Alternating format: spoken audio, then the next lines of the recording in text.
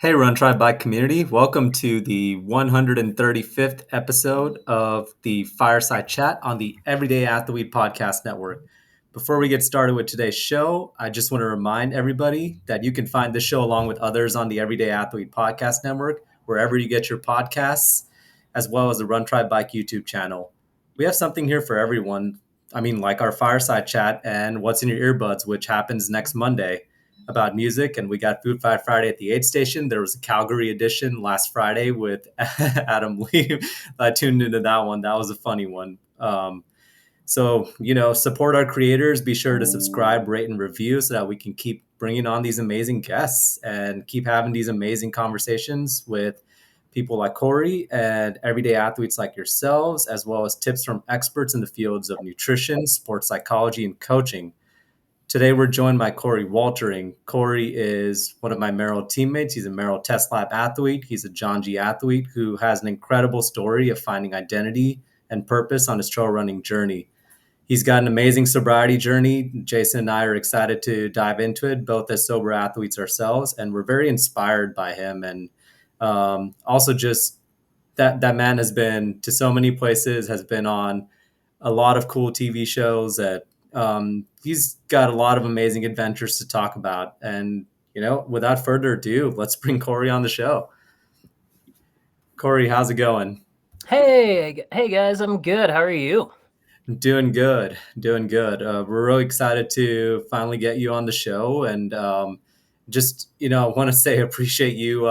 You talked about us in the green room, but I can't let it go unrecognized that you got back at 3 a.m. this morning and you're on our show right now at 8 in the evening, man. I appreciate that. Yeah, absolutely. I said I'd be here, so here I am. So I'm going to hit you with an icebreaker question. You are from Illinois originally, and so I'm a little worried about what the answer is going to be. But it's a question about pizza. Are you ready for this question? All right, here we go. Pineapple on pizza, yay or nay? Of course, absolutely yes. Yes. I'm out. Yeah. Thanks for playing. Come on. Pineapple and pepperoni. So good. You see? Nobody ever says I love pineapple and that's the only thing on the pizza. It's always pineapple with something else. Yeah, it has to go with something else. It's not just going to be a pineapple pizza. Which is my argument as to why pineapple is not a favorite. It always has to be a combination. Now, I know I'm stretching a little bit here, but I got to take my wins where I can get them. Yeah, but let's think about this. What other pizza toppings are just that? You could have a pepperoni pizza, but don't you normally want something else with it? So, what topping would just be a single topping pizza? Mushroom. Oh, mushroom could be. Jalapenos could be for me. Look at his face. That's a look of disapproval. I love that journey for both of you. That's the nicest way to say it too. Yeah, exactly. My girlfriend came up with something to wish somebody you don't particularly like but not in a negative way. It's, I hope you have the race that you deserve. Yeah. Oh yeah. I hope you have the experience that you deserve. Very neutral answer. So. Oh yeah.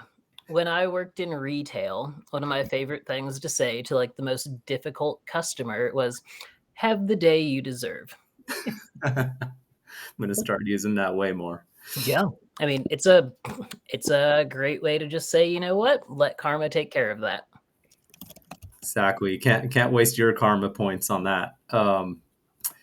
Man, so before we dive into some of the topics of trail running and sobriety, I really wanted to kind of start with you kind of taking us back on how you got into endurance sports and how you found your way to trail running. Yeah. So endurance sports for me, it honestly seems a little wild to me still that I'm doing all of this stuff, because I grew up playing soccer, track and field, baseball, swim team, stuff like that. And running was always kind of the thing that you had to do as punishment, or you're late for practice, so you have to run, something like that.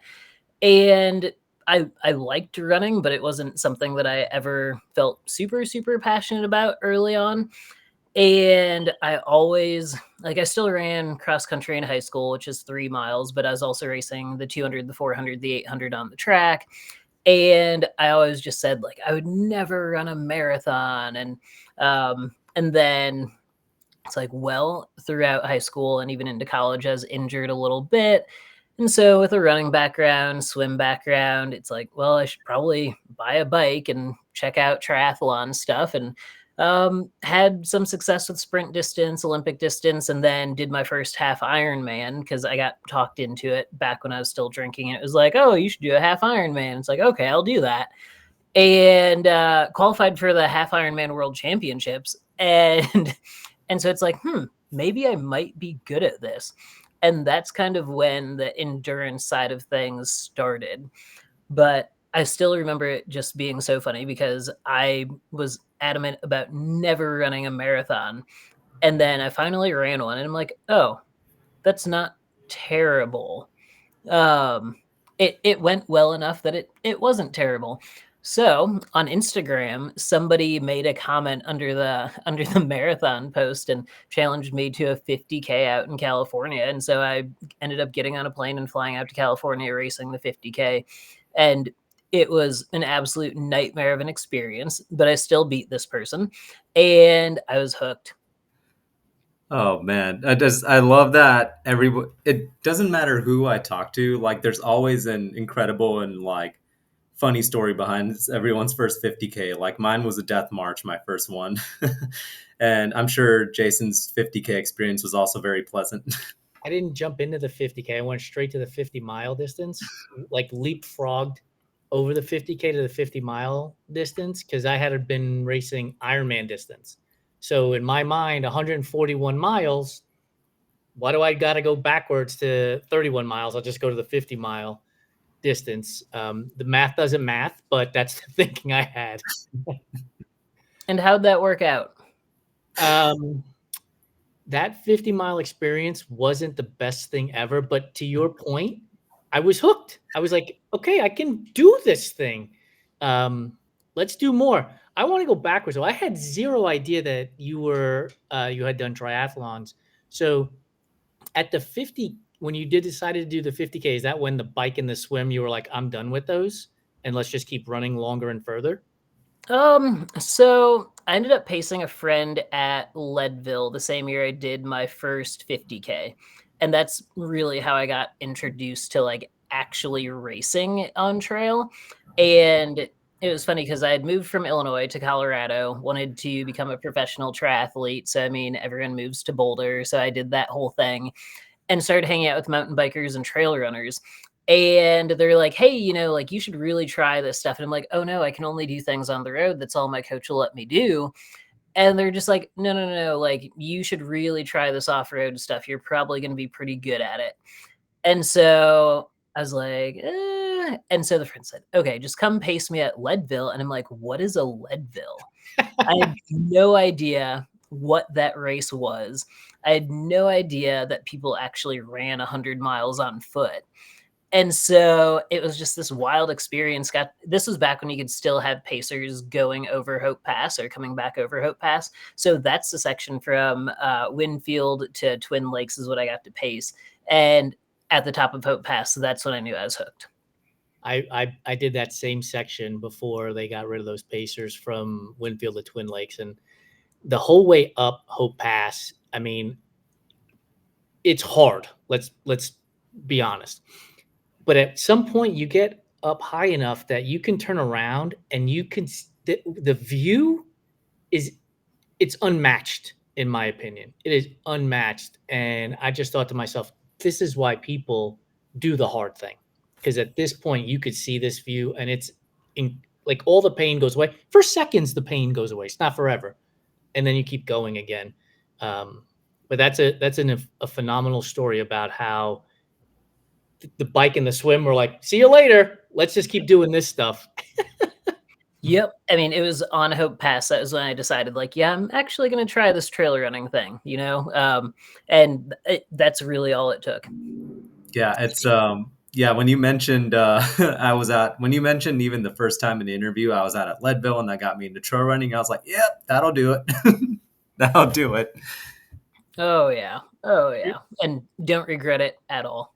I remember being at the top of Hope Pass and seeing the llamas that they use to bring the aid station food up there, and then thinking to myself, this is a whole different world up here, man. Like this idea that they're using animals to cart up aid station food and drink for athletes, like that's a whole different scenario than anything I've ever experienced. Oh yeah. And yeah, just it's honestly like being in a different country on like an expedition or something.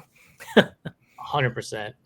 So that actually brings me to a question. Jason mentioned in the green room with Eco Challenge and some of the expedition races that you've done. Before we kind of dive into that, I'm always curious as to how people choose the races they want to do because, I was kind of like, now that we're kind of like teammates with Merrill, like I got to kind of see through the lens of like, these are kind of the races you're doing. Like we're always kind of joking in a cool way. Like, where's Coree? He's all over the world, like I think you started the year with Anthony Lee in like Hong Kong doing a race. And then you ended up in Iceland at some point. And so I have to ask you what kind of things drive your adventures? Is it you kind of look at something like a view or a place or a culture and you're like, I want to experience this on foot? Or like, what kind of like drives you to do an event or a race or any sort of adventure? Totally. That's a great question. For me, it's curiosity, I would say. Is it interesting? Does it seem fun? Does it slightly scare me? If it's not one of those three things, then I'm probably not going to do it. And I'm very thankful for, Meryl and Janji, where they've pretty much given me free reign to pick the things that are actually interesting to me and focus on them right now. Because, I've been in the sport for a while and I've done a lot of things, but sometimes that hasn't always been the case. Sometimes it's been, hey, like these are the things that we care about as a brand or as a company, and we want you to focus on these things. And sure, I may have the talent to perform well at some of those things, but if I'm not excited about it or not passionate about it, then I'm probably not going to run that well. And so for me right now, especially, it's just picking the things that excite me, picking the things that just make me want to get out of the door every day and go for that run. Does it matter like distance wise for you? Like if you see an interesting race that has piqued your curiosity and it's a 200 miler versus something that might be around the corner from you that's convenient to get to and it's a 50K and you're like, yeah, I could get there, but it's not interesting. I'd rather go through the adventure of getting to this event and because it's 200 miles or vice versa. Yeah, I mean, I'll race honestly anything. Getting to events can also be an adventure because it's normally multiple flights to get anywhere. So, I mean, in Maine, we don't have a ton of ultras in general. When I was living in Tennessee, there were quite a few, and I raced a lot of stuff in Tennessee and Georgia, even in Alabama quite a bit.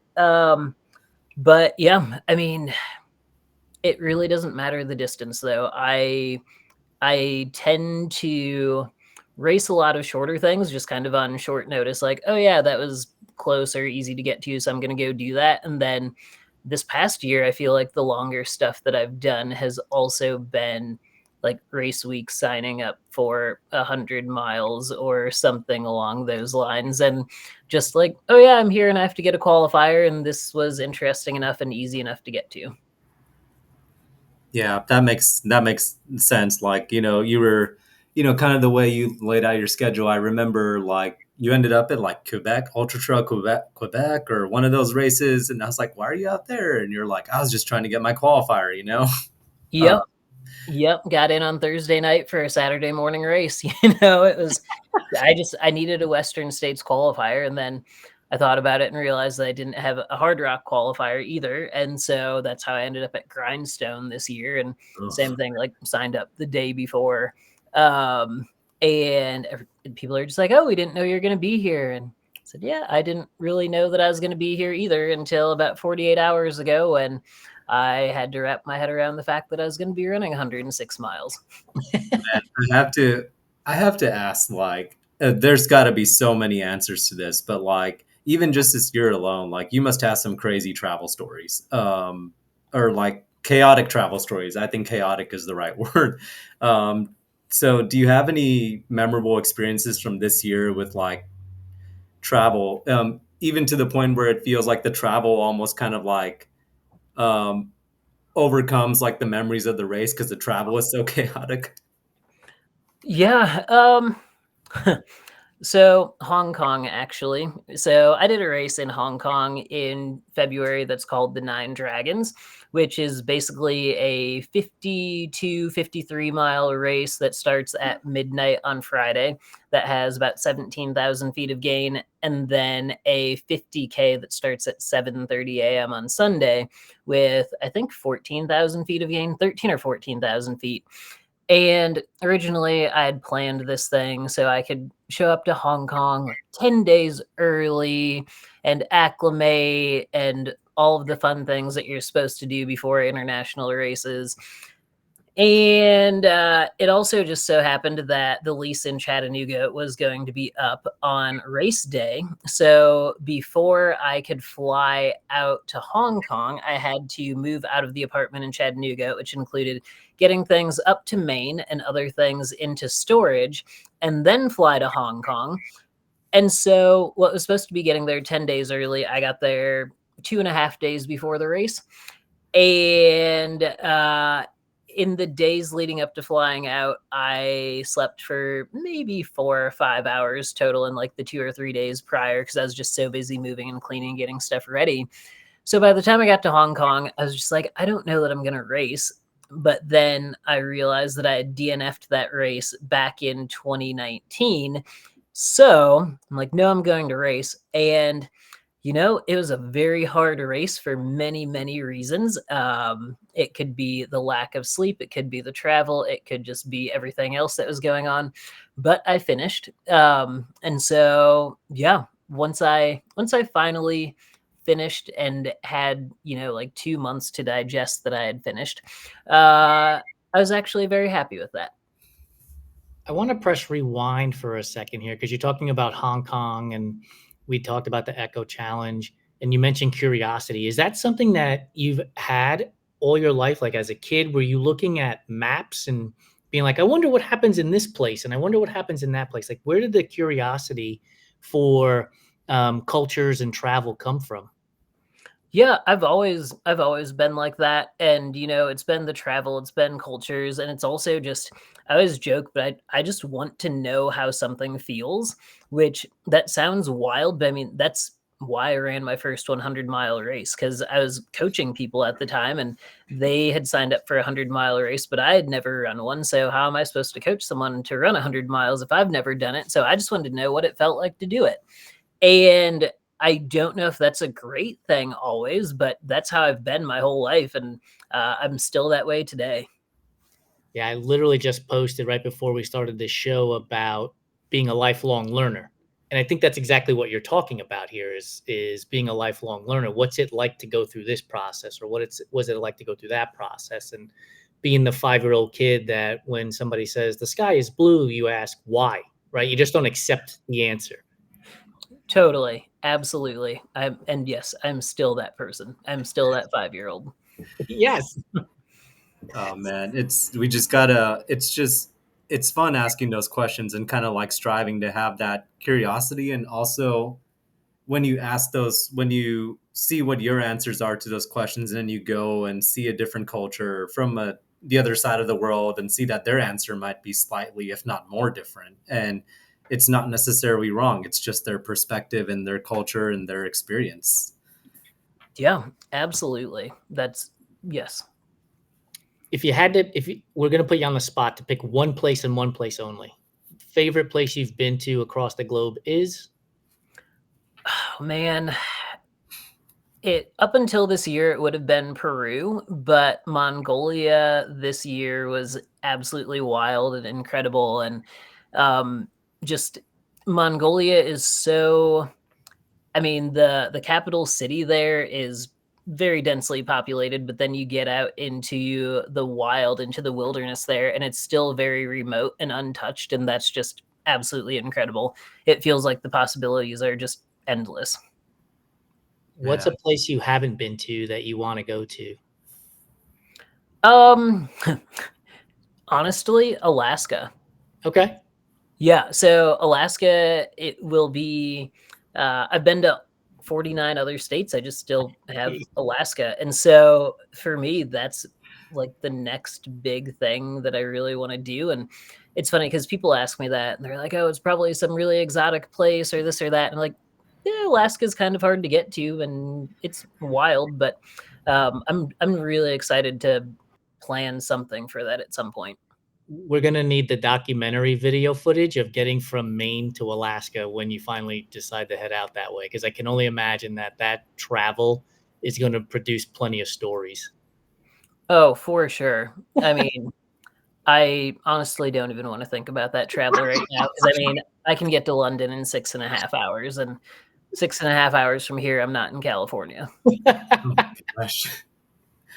Um, Man, so before we kind of dive into the sobriety stuff, I wanted to ask about the Ice Age Trail FKT because that was kind of a big thing for you 4 years ago. And I wanted the FKT realm kind of feels like it's on a, I guess it's like, I don't want to say unhinged is a word, but it's not like a set distance. It's not like 100 or a 200. It's not a set event. It's like creating your own adventure in a way. So, how did you find out about FKTs and what compelled you to choose the Ice Age one? Did you know about that trail beforehand? Does it have do you have a special connection to it? What compelled you to do the Ice Age Trail? Yeah, so, I knew about FKTs just from, being in the space, and, um, I don't know that I ever really had any desire to do a long FKT, or at least not that I knew of at that time. But, it was 2020, things were shut down because of COVID. I was living in Illinois at the time, and they literally shut down access to trails, which I thought was just absolutely wild because, if you're supposed to stay healthy to not get COVID or help battle it, then why are you shutting down the one thing that actually gets people outside? But that's a different topic. Anyway, um, so Illinois was shut down. So Wisconsin, where the Ice Age Trail is located, it was 90 minutes north. And I'd been doing a lot of training in the Kettle Moraine section of the Ice Age Trail, and had been on a couple other sections of it. And so finally I was just bored one day and was like, I think we should go after the FKT on the Ice Age Trail. And I had to assemble a team for it. And basically, it was just a few friends that weren't working at the time because their jobs were basically halted. And so got a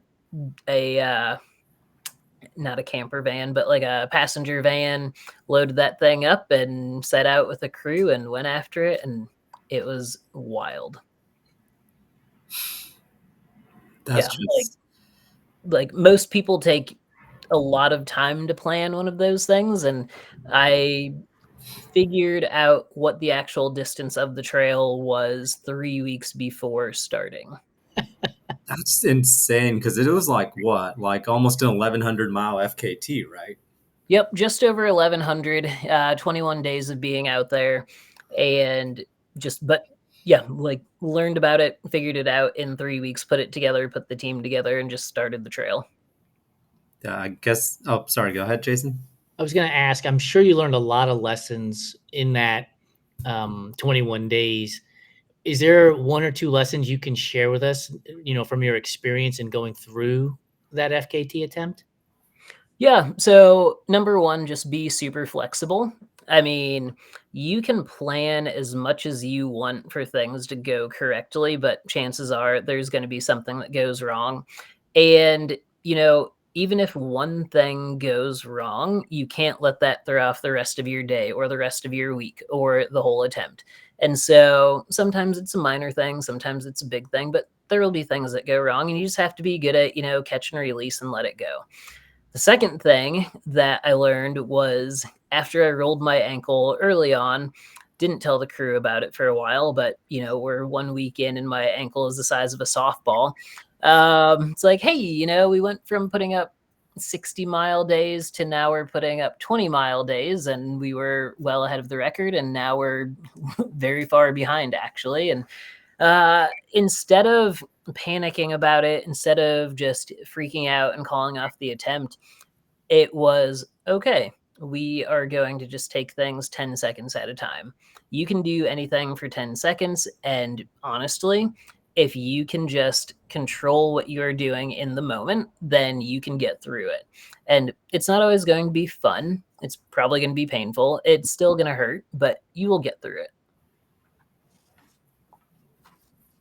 Yeah, that makes sense. And I mean, I think that there's something to like trying to stay in the moment and like trying not to get fixated on like the what ifs and just kind of like, I mean, I like that. I like the idea of like 10 seconds at a time. Jason has a line that he's passed on to me that I've used at ultras before, where it's I can't run 100 miles, I can't run to 200 miles, but I can run 1 mile 100 times or 200 times. And I think it all kind of comes back to being rooted in the moment.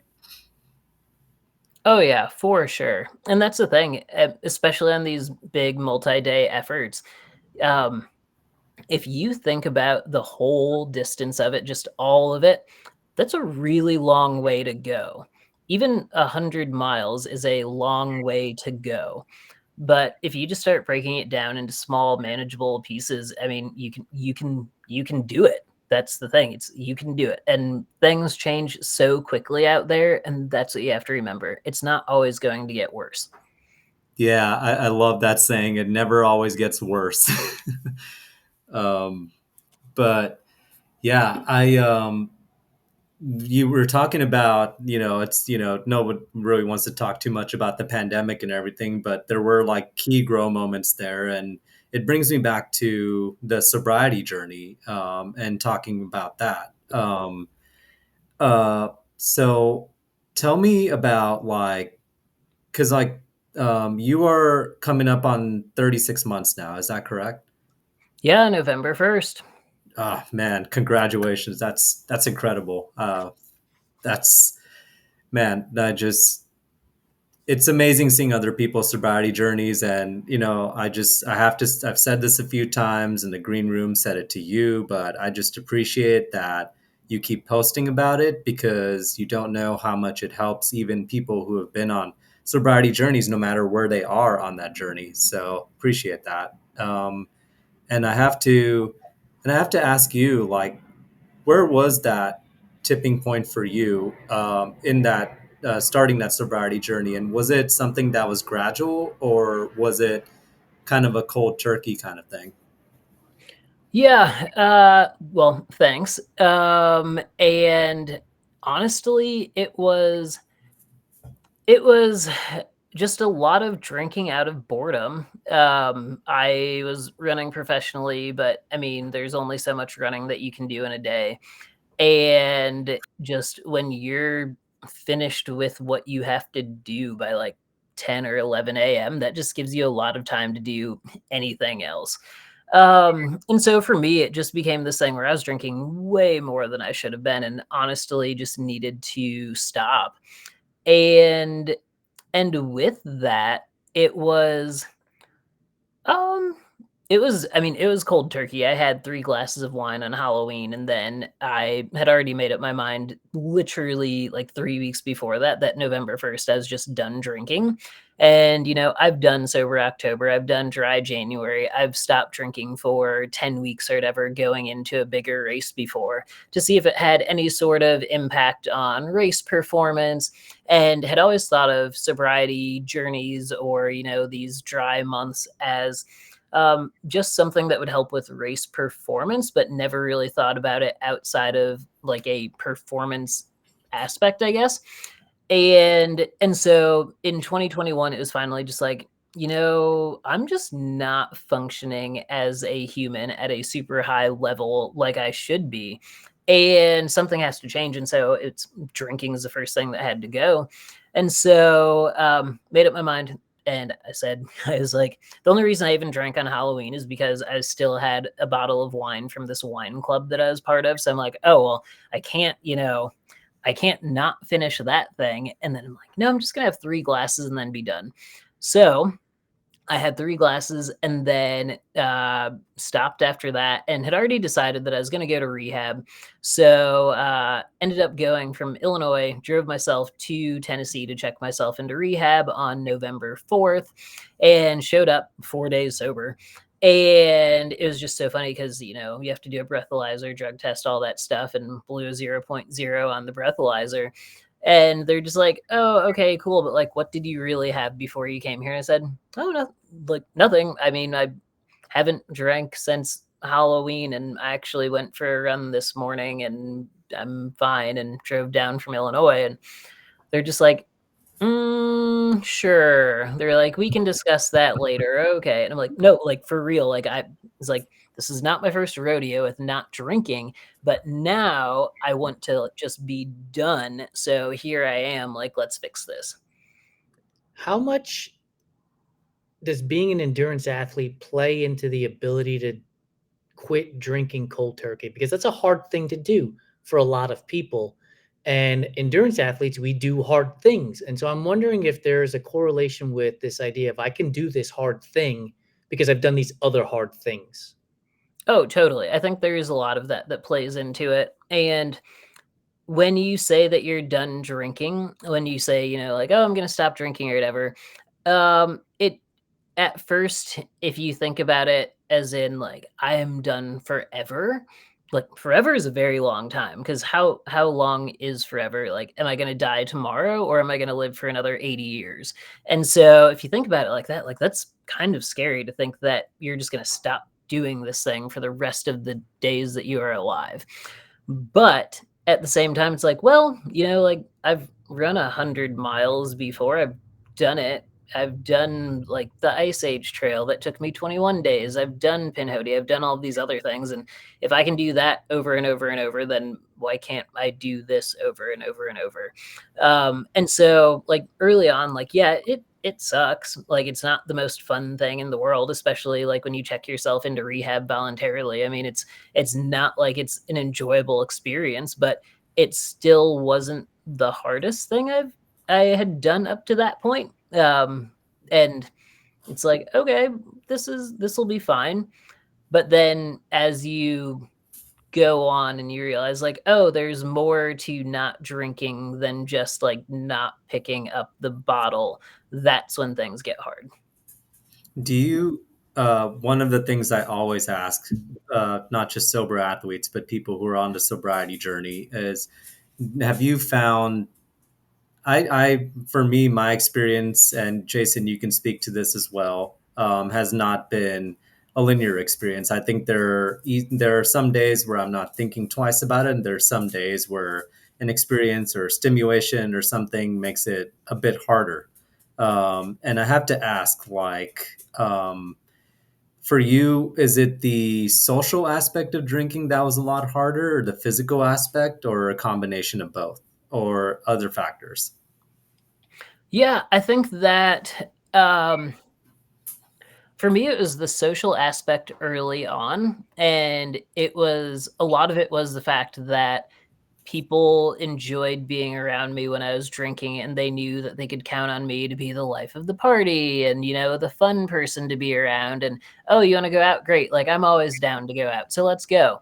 And so with that was kind of the thing where, like, early on in sobriety, I didn't race a ton and just didn't attend events just because I didn't want to be put in that situation. And that was the hardest part early on, I would say. And then now, like, it doesn't faze me at all. Like Javelina weekend, for example, like if you can survive Javelina weekend sober, then you can literally do anything.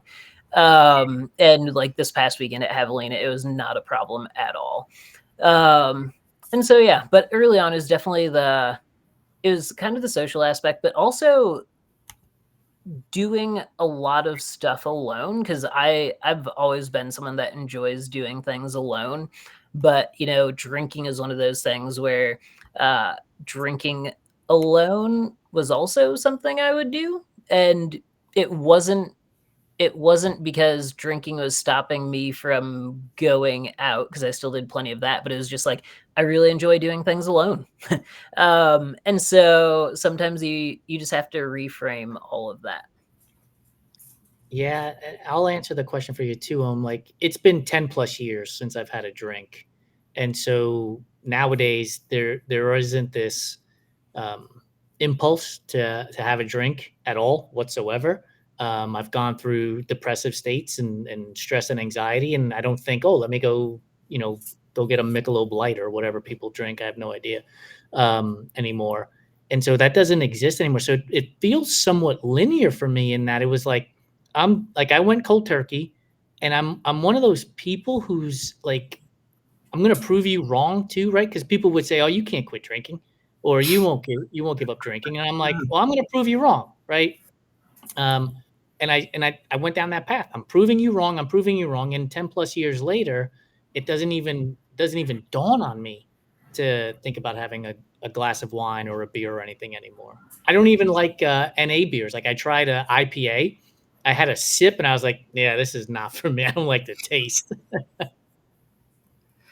Uh, well, I mean, I got to tell you, like for me, when I was drinking beer, was the taste was not the reason I was staying. That's for sure. And I was definitely a hardcore IPA and sours guy. So, um, but man, it's just amazing. Like it's fascinating hearing about everybody's different sobriety journeys and their own keys and kind of the other dynamics as well. But more so fascinating hearing about the mindset of this journey when you're an endurance athlete as well, who is used to doing hard things.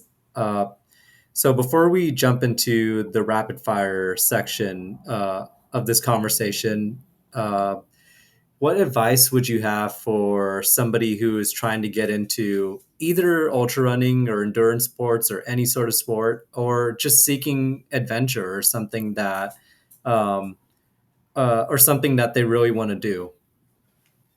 Yeah, start small. You don't have to jump into something by doing the biggest, baddest thing ever. Like, do something that's manageable. For people that are just trying to get into running or whatever, it's, run for 10 seconds, walk for 10 seconds. Do that, sign up for your local turkey trot, go finish that and have fun with it.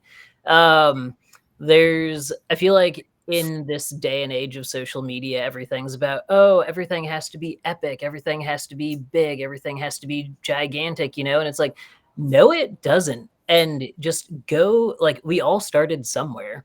Like, and it's kind of funny because, like, adventure racing, for example, I guess I did hop into my first adventure race being Eco Challenge. And so, like, that was the exception where it's like, well, I had experience in all of the other sports. And that was just something that I was lucky enough to do. But I mean, there are 3-hour adventure races, there are 6-hour adventure races, there's 24 hours. Like, not everything has to be however many days it was. And so I just like to remind people, start small, just go have fun and enjoy it. Like, even as a pro, we still have to find things that we really enjoy doing that don't feel like work. As you were answering that question, it dawned on me that there is a swim run event up in Maine. And I was thinking to myself, I'm like, I wonder, if it's unique, it's challenging, it's different. Like, would you ever pick up the swim trunks again and get involved in a swim run event? Oh yeah, and I almost did that event this year, and I don't remember why I didn't. But yeah, I've been very interested in that. Hopefully, I will do that next year. I think it's just something that would be really fun to do, and I still swim maybe once a year, just in case I ever decide to come back to triathlon. I'm like, okay, I'm going to do 10 by 100 just to see if I still have it, and I still have it. So That's awesome. That's awesome. I love it. Man, Corey, thank you so much for coming on the show. And before we let you go, I'm going to pass it on to Jason rapid fire food questions. So no hard hitting journalism, just food related questions. Are you ready for this? Love it. Let's do it. All right. So we've already answered the pineapple question. So next up, Oreos. Are you a fan of Oreos in the original format, double stuff, their new offering of thins, or the new offering of cakesters? Oh, double stuff. Yes. Any particular flavor of double stuff? Just the traditional, regular double stuffed Oreo. I mean, I honestly don't think I've really had a flavored double stuffed Oreo. So yeah, just regular. Are you a spin and scraper, a dunker, throw it all in at one time? Oh, spin and scrape. Unless it's at an aid station, then it's just throw it in. But if I'm eating them for fun, it's spin and scrape. I always tell people I just eat them like aspirin. Like I just throw the whole thing in there. I don't bother doing it any other way. Love it. Licorice. If you are a fan, are you going red or black licorice? Neither. Yeah, neither of them. If I absolutely had to pick, I would do red, I guess, but not high on my list. Not high on the list. Also, if you ever go to Iceland, every candy there is black licorice something or other. Just so you know. Be prepared if you're getting on a plane to Iceland, folks. Yep. Good to know. Peeps. Are Peeps a real candy or are they just gold glittered dust? Oh, they're a real candy for sure. Interesting. And wow. Very few fans of them. So we've been told the best way to eat a Peep is stale. Can you confirm this? I mean, they're still very good stale, but I like them that's probably my second favorite candy if I had to pick like a holiday candy. Shocker. So what's the number one holiday candy? Candy corn. Oh, no. Oh, no. We take a wild guess as to what our next question was going to be. It's not going to be any more. Oh, yeah. Unreal. It took us 135 episodes, but we're here, folks. We found the one person who likes both candy corn and Peeps. So are you a fan of those orange circus peanuts that Brock's makes as well? Yeah. Oh, yeah. We're hitting them all today. Oh yeah, and like I'm old enough that you used to be able to get them at like Casey's gas station, Yes! for $2 or whatever, 2 bags for $1. Yeah. So when it comes to grandma candy, are you the butterscotch, the strawberry filled one, or the peppermint candy? Strawberry filled. Yep. Yeah, and I skipped this question. Are you eating candy corn plain, or are you the person who also adds peanuts to it? Because we've been told to eat candy corn with peanuts. Either is good. Honestly, either is good. If you want to pretend that it's slightly healthy, then add the peanuts, but otherwise just straight out of the bag is fine. Well, we've been told when you add the peanuts, it's like a payday bar. And I'm like, well, why not just eat a payday bar? Why do I have to go through getting candy corn too? Yeah, that's fair. Red velvet cake. Is red velvet a real flavor, or is it just chocolate cake dressed up to go to the prom? Red velvet is an actual flavor, and I do not like chocolate cake, but red velvet is my favorite. Oh, of all the cakes, red velvet's your favorite? Yep. Absolutely. Interesting. Yes. We asked this question of Maggie Goodall and Eliza LaPierre, and Maggie was like, no way. I'm not eating it, blah, blah, blah, blah, blah. And Liza was like, yeah, that was my wedding cake flavor. There you go. I guess we just can't be friends with Maggie anymore. What gets ranked second? If red velvet cake is your number one cake, what's ranked second?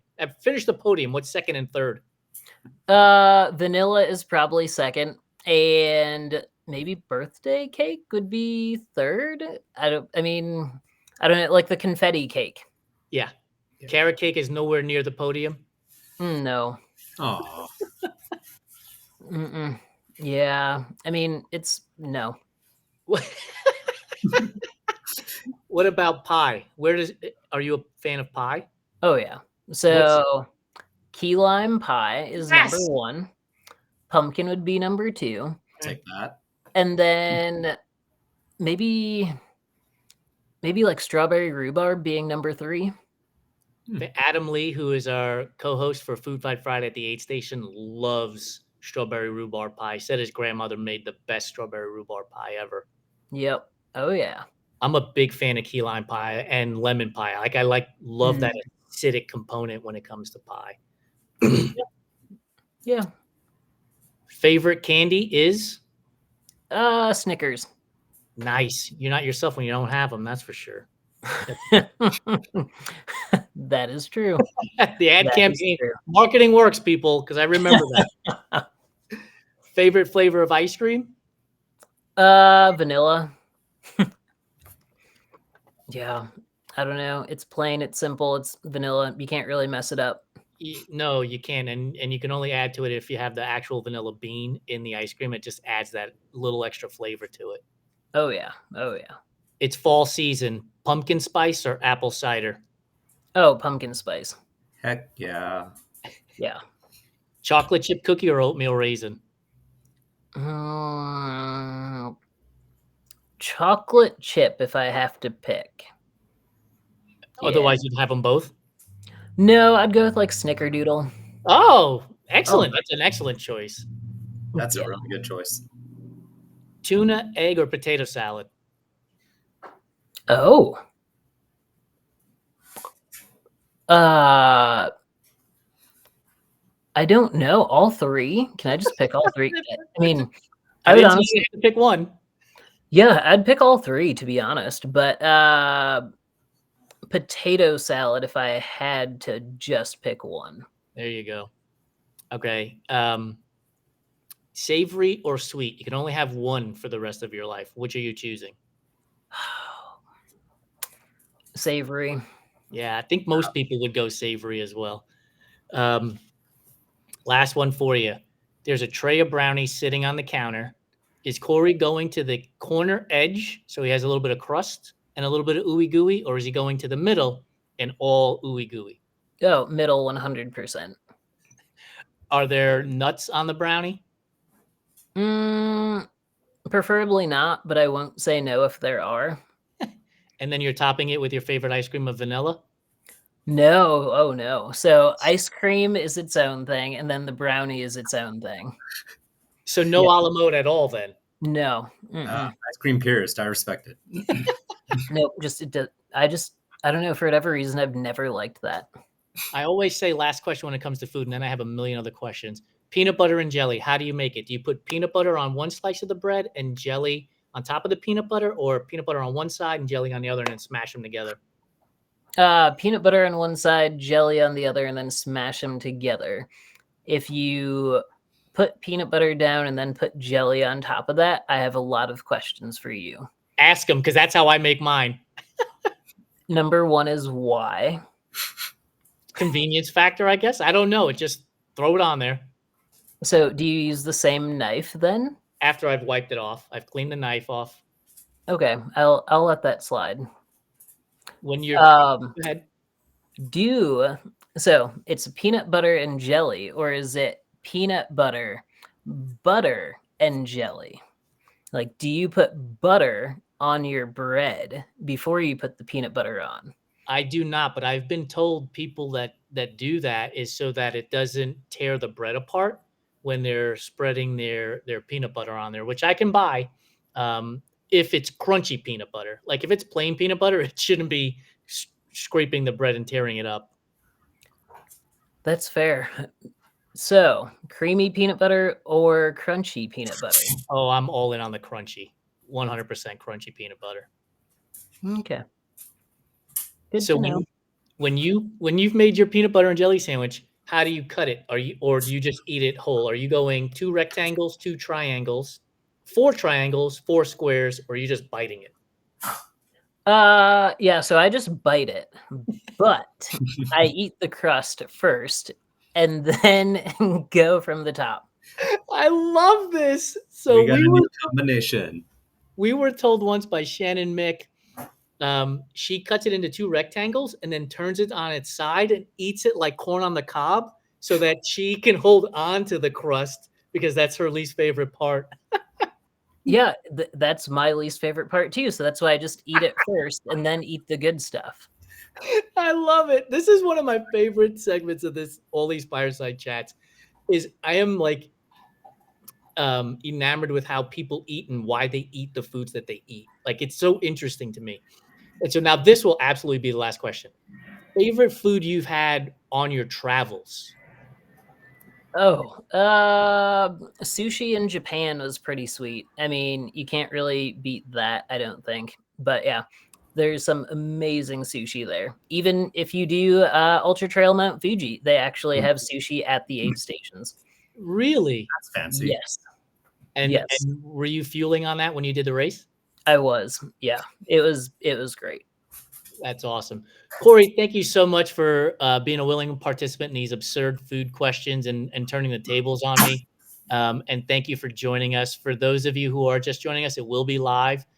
This show will be on our Instagram feed here within the hour, but it will also be on our YouTube channel and on our website by Friday of this week. And then it'll come out on podcast where people get their podcasts when?